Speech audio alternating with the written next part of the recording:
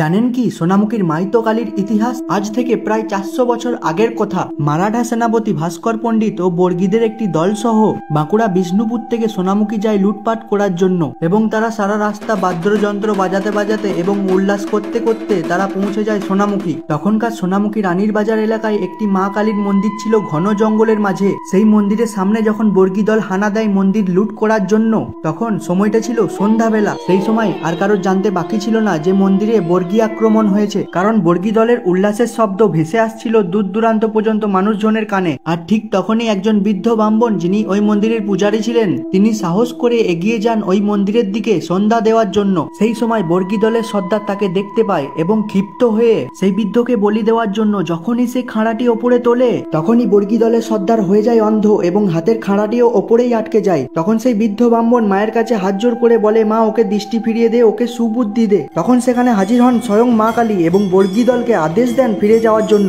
মা কালীর দর্শন পেয়ে বর্গী দলের সম্রাট ভাস্কর পণ্ডিত হঠাৎ করে হিন্দি ভাষাতে বলে ওঠে, মাই তো কালী হ্যাঁ, মাই তো কালী হ্যাঁ, মাই তো কালী হ্যাঁ। এই বলে ভাস্কর পণ্ডিত ও তার বর্গী দল সোনামুখীর রানীর বাজার এলাকা ছেড়ে পালাতে থাকে। ঠিক তখন থেকেই এই কালীর নাম হয়ে ওঠে মাই তো কালী।